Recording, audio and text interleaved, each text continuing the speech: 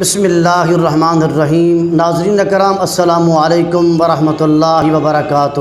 ایک بھائی نے سوال کیا ہے، کیا جانور کو خصی کرانا جائز ہے؟ کیونکہ جب جانور کو خصی کیا جاتا ہے تو اس وقت جانور کو بڑی شدت کی تکلیف ہوتی ہے۔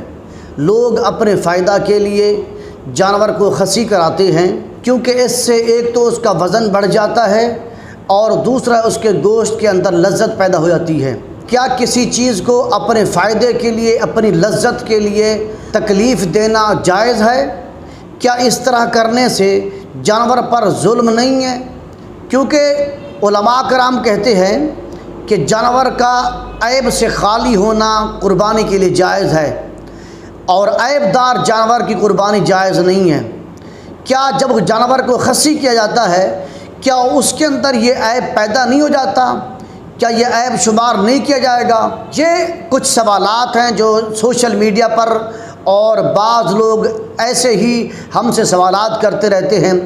یہ سوال بہت اہم ہے اور لوگوں کے دل و دماغ پہ گردش کر رہا ہے، اسی لیے ہم نے سوچا کہ اس مسئلے پر بھی کچھ نہ کچھ بیان کیا جائے۔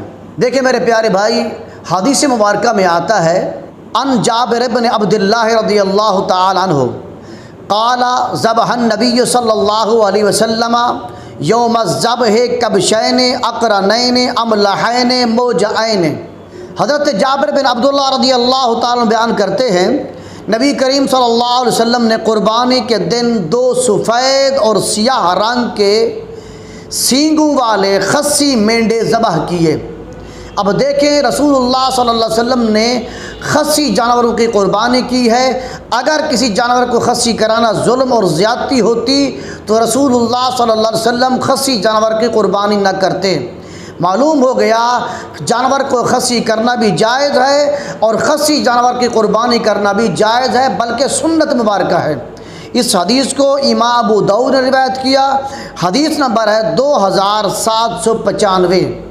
اور یہ بھی مسئلہ یاد رکھ لیں، کسی جانور کو خصی کرانا یہ عیب نہیں ہے، یہ بلکہ اس جانور کی صحت اور بڑھ جاتی ہے، اس سے اس کا گوشت اور بڑھ جاتا ہے، اس کی گوشت کی لذت اور بڑھ جاتی ہے اور اس جانور کے حسن کو اور بڑھا دیتا ہے۔